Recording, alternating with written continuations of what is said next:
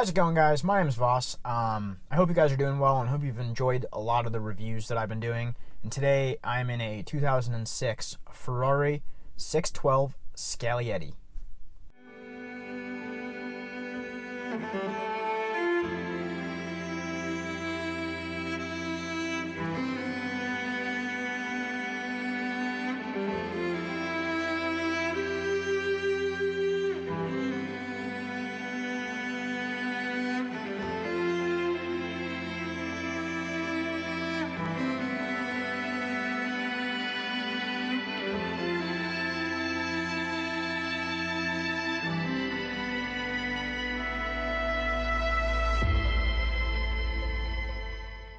We're in a 2006 Ferrari 612 Scaglietti.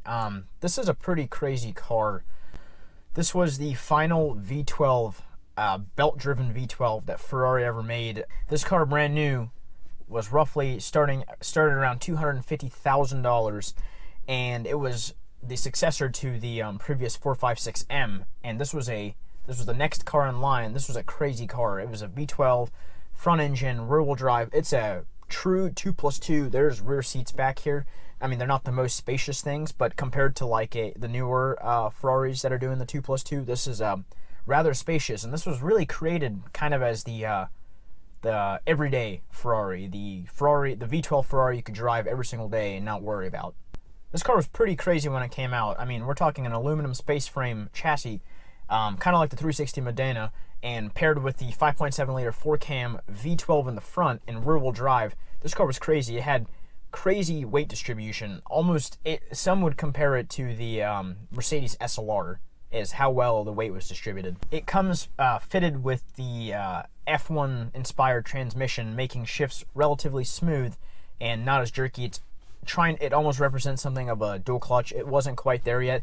It's not too bad. I've driven a little bit. It's a little clunky, a little here and there on the lower end gears, but when you get up and going, it's a very smooth shift. The 48 valve 5.7 liter V12 that's powering this car came with about 532 horsepower at like 7,200 RPMs and 430 horsepower at 5,200 RPMs. What was once a $250,000 everyday 2+2 Grand Touring Ferrari can now be had for roughly $100,000.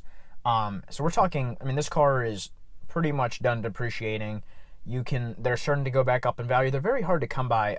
The 599s, that replaced it, and then the F12 and now the 812, they're a lot more popular. This one's almost forgotten in the sense that they're not nearly as talked as well as some of the other Ferraris in their lineup. So now that we've talked about some of the specs, I'm going to do some driving. I'm going to tell you how it feels.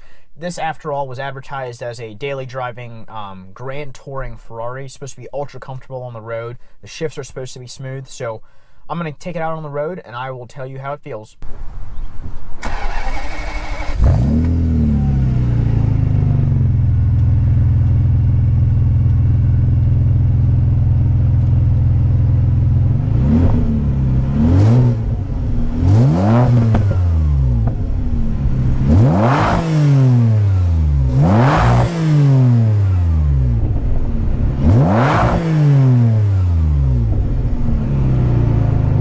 So, alright, let's put her in first and see how she drives.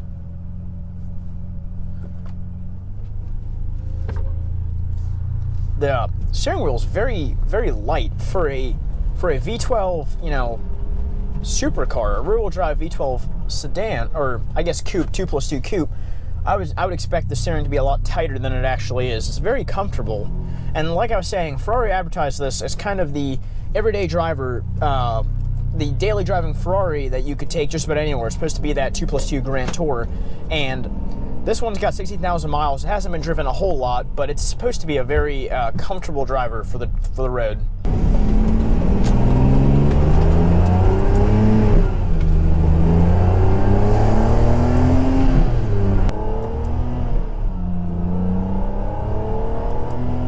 It's quick. It's very quick. That V12 sounds crazy. This is a different sounding car. I've not experienced a V12 like this. like I say, this is powered by the Ferrari F1 inspired transmission. It's supposed to be a very good transmission for shifting, and almost supposed to simulate kind of a DCT. It's a little clunky on the lower shift, like the low end speeds in the shifting, you know, in 1 and 2. But once you get up and going, and if you're shifting at a good transition point, it does very well. For it being a V12 rear-wheel drive Ferrari, it's actually quite comfortable. It's very smooth to drive. Overall, it's not too loud. It's very bearable in here. If you're planning on driving this every day, which that's what this was advertised to do, it's very smooth. It's very easy to drive, and I really have no issues driving it. It's super comfortable to drive, which is very surprising.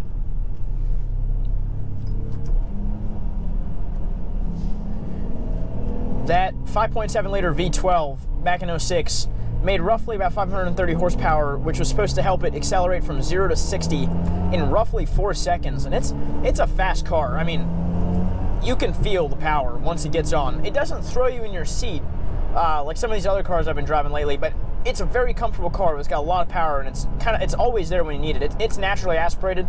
There's no turbos. There's nothing for it to kick in. As soon as you press that gas, it's there to give it to you. So this is the F1 inspired automatic transmission. It still acts like a manual. When you're at a hill or when you're on an incline, it will still roll back, so you gotta be cautious with that. It's like some of the newer vehicles that kind of have hill assist and some of these other features that help it kind of keep in place when you're going to when you're moving forward. But this being a manual transmission, they offered it in a 6-speed as well. It does roll back, which is a little different, but it's been a very smooth car. It's fast. It's very fast. I mean, I'm barely giving it gas, and it just wants to take off.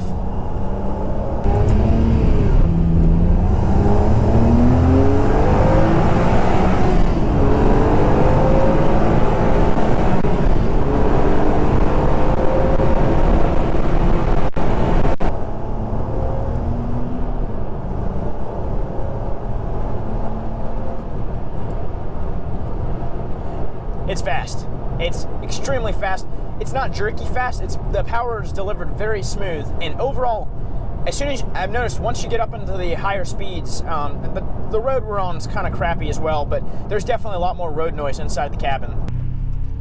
Overall, I'm very impressed with how the power is delivered. It's a fast car.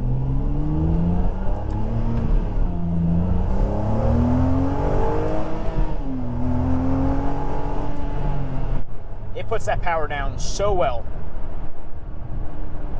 And one thing I'm noticing is as I'm giving it a little bit of gas and getting up and going on a little bit, when you get up into the higher RPM range at around 6,000 to 7,000 RPMs, when you're shifting, it actually shifts very smoothly. It doesn't throw you back in your seat.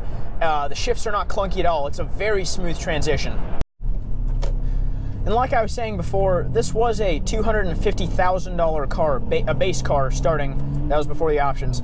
And 12 years later, depreciation has taken a hit on this car quite a bit. It hasn't maintained its value nearly as well as some of these other ones, like the 599 or some of these other ones that are shooting up. This is the last of the chain-driven V12 Ferraris that Ferrari ever made. It is a very smooth engine, and they're starting to kind of go back up in value, but you can get them around $100,000 now, and you're getting a lot of car here. You're getting a car that is advertised as a daily driven V12. I mean, there's not a lot of V12s out there that you can daily drive and they be comfortable. I mean, this car is fantastic. It's a lot of fun to drive, but it's not perfect. There's quite a few issues I've noticed, and it's not really from the driving standpoint. It's a lot from kind of the inside and the interior of this car. A lot of the buttons are very worn out. They're very sticky. The wheel is really good. I love this wheel. This is one of the best feeling wheels I've had, in a car. But the dash is a little worn. The leather on the dash is peeling up. This is not a perfect car, but it's a very good car. And the combo, the black exterior with the black wheels, is a harder combo to come by. It came like that from the factory.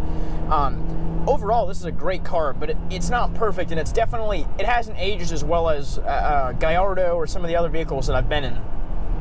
Alright guys, that's going to wrap up this review. Overall, this car was a blast to drive. It doesn't get much better than this. A V12 rear-wheel drive Ferrari that you can't even get in a manual. I don't know. This has got the F1 automatic transmission. It's very smooth. It's kind of clunky at the lower ends, but it wasn't really meant to be driven at low RPMs. To get the most out of it, you really want to push those RPM ranges up. It drives very well. It's very quick it's got a curb weight of about 4,100 pounds. It's a relatively heavy car. To push to 60 in under 4 seconds, 4 seconds and under, back in 06, this was a crazy, crazy car, and it's kind of why it had such a high price point.